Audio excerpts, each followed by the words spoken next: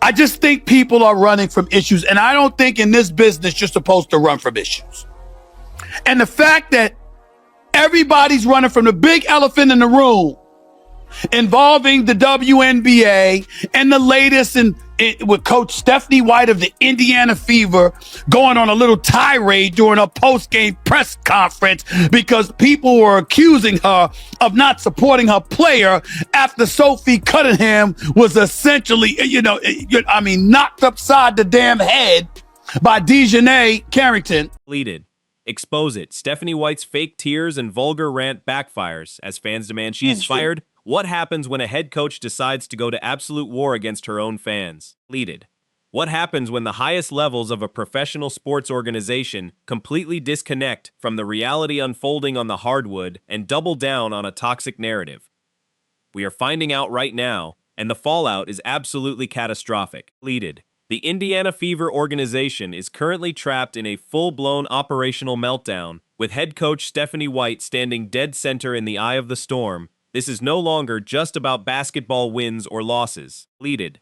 We are looking at a high-stakes crisis of institutional compliance, a total collapse of public relations, and a fan base that has officially reached its breaking point. If you thought the tension in the WNBA couldn't escalate any further, deleted. Brace yourself. The truth about Stephanie White's controversial press conference, her highly questioned emotional display, and her alleged betrayal of her own roster is finally being exposed. Hit that like button. Deleted.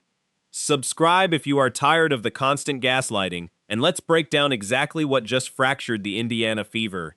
To understand the sheer magnitude of this disaster, we have to start with the incident that shattered the trust of the fans. Deleted. The chaos erupted after a highly publicized and intensely physical game between the Indiana Fever and the Chicago Sky. During the matchup, deleted. Sky player DiJonai Carrington was ejected for a flagrant 2 foul after she violently struck Fever guard Sophie Cunningham in the head and neck. Now, in any normal organizational structure, a head coach immediately goes to bat for their player. Deleted. You protect your high-value athlete, defend your team's physical safety, and send a clear message to the league that dangerous contact will not be tolerated.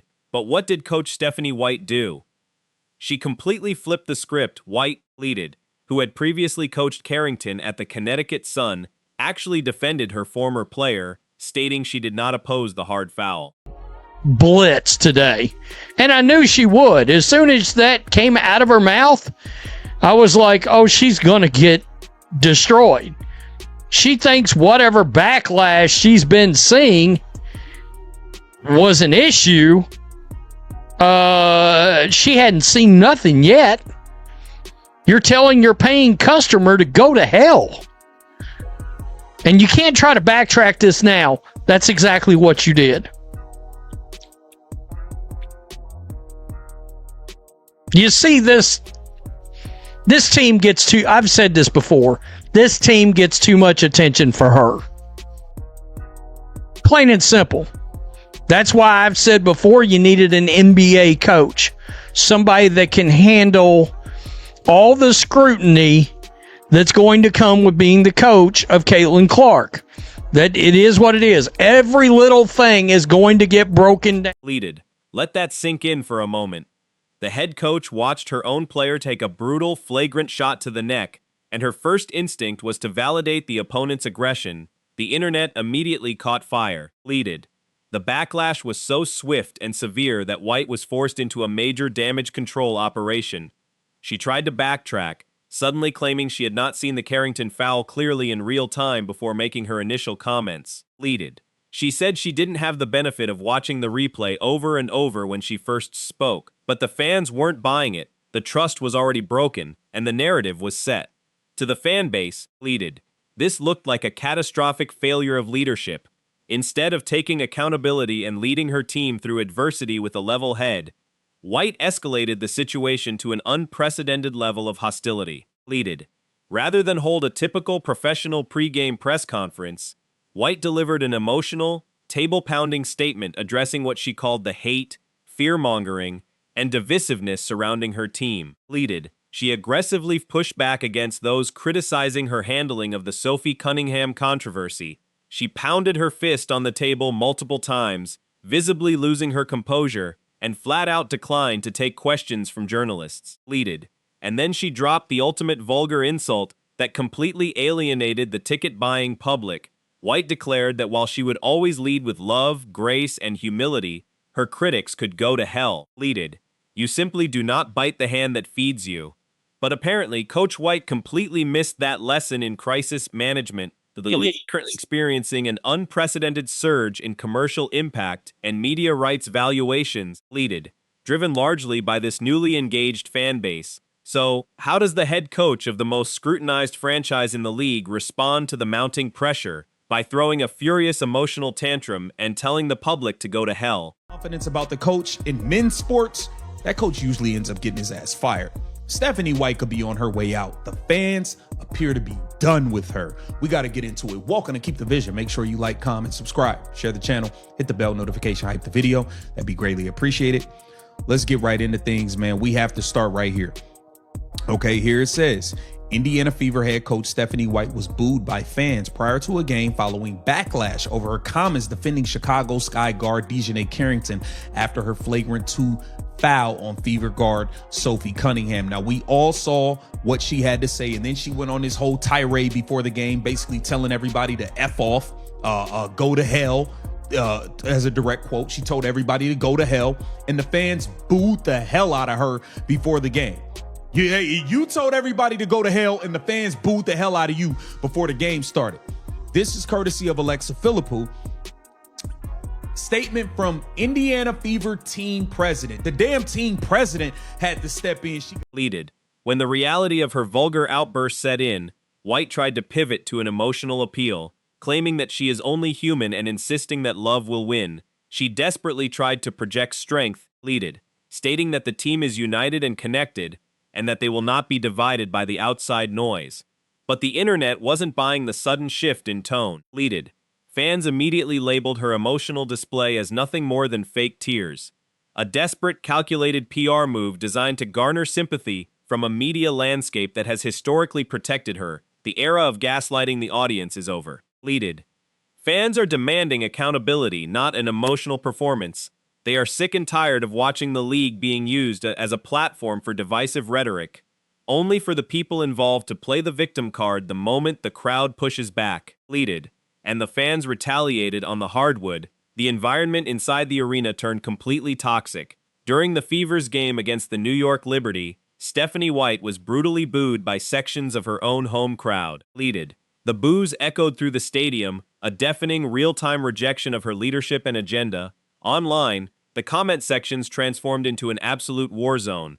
Fans demanded her immediate termination. Pleaded.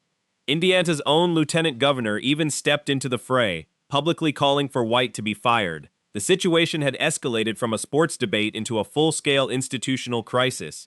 But this is where the story takes a massive twist. Pleaded. With the fan base in full mutiny, politicians demanding her job, and the locker room culture under a microscope, you would assume the front office would be forced to terminate her contract to save the brand's commercial viability. Pleaded. But in a shocking turn of events, the Fever leadership doubled down.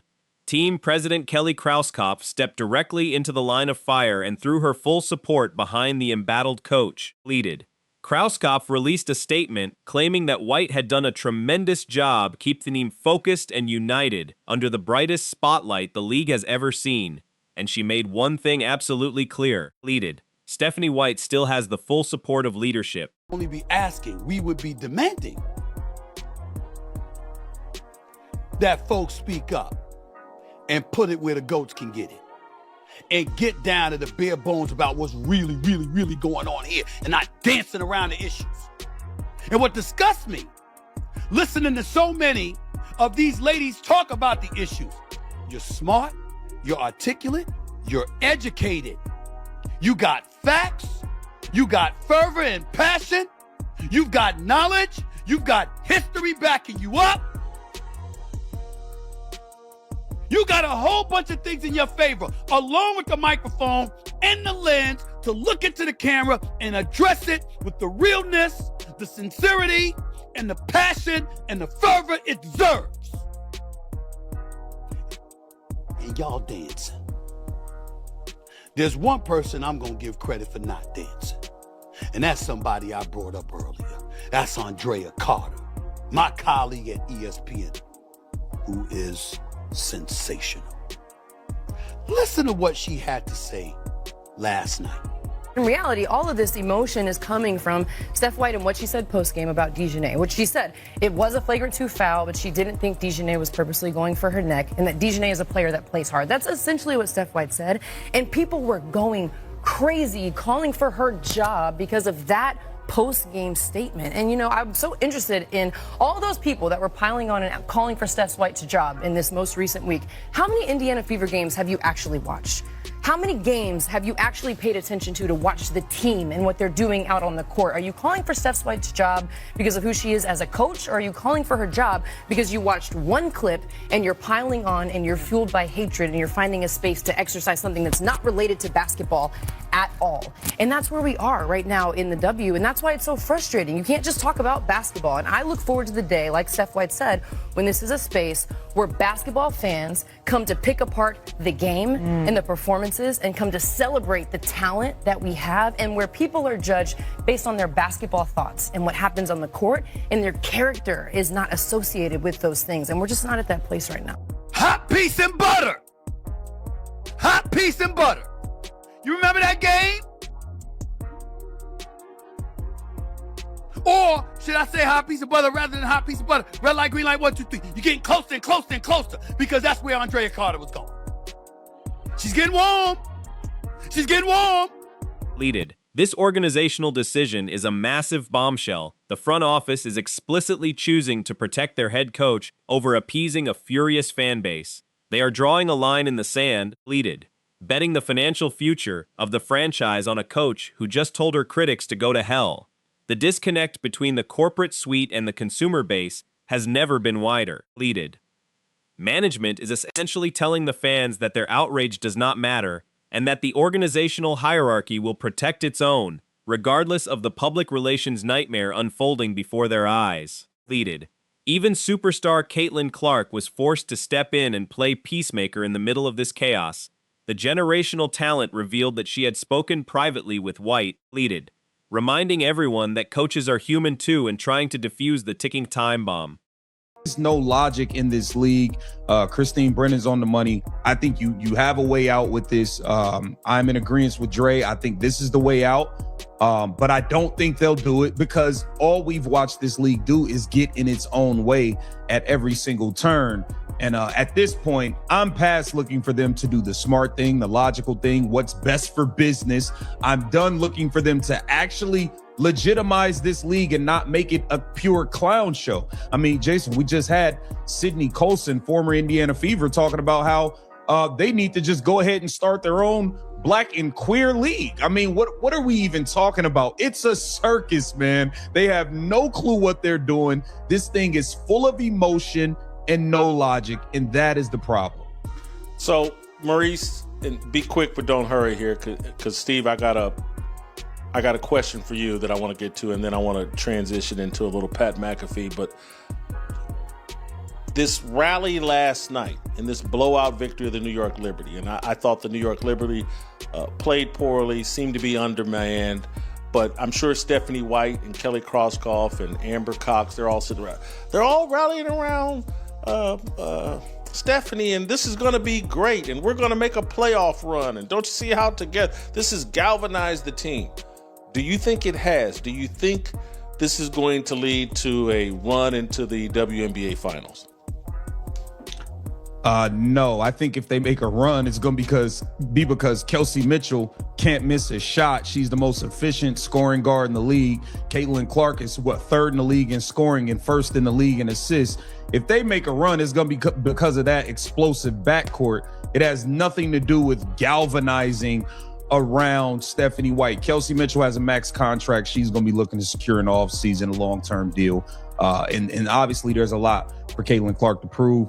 Sophie Cunningham is going to be looking to get paid once again. Their play last night was more about the fact that the New York Liberty, for whatever reason, they got rid of all their athleticism. They couldn't guard on the perimeter at all. And Caitlin Clark and Kelsey Mitchell couldn't miss a shot. This was not about Stephanie White. Steve, I got one more WNBA type question before we transition. I want to play you this clip of Ryan Clark, and on the pivot, he's chiming in on the WNBA, and he's chiming in on Enes Kanter and Royce White, making the point, I think, that we Leaded. Can a few supportive words from a star player erase the damage of a coach publicly declaring war on the very people buying the tickets? The Indiana Fever are operating on incredibly borrowed time. You cannot sustain a profitable, high-functioning athletic organization when the head coach is getting booed out of her own building, while the executive board actively covers its ears to the criticism. The tension is reaching an absolute boiling point, and the commercial foundation of the team is at serious risk of collapsing under the weight of this drama. So what do you guys think? Will this front office protection last? Or is Stephanie White inevitably going to be forced out by the sheer will of the fans? Let me know your most brutally honest thoughts in the comments below. Smash that subscribe button for more high-stakes breakdowns. And I will see you in the next explosive update.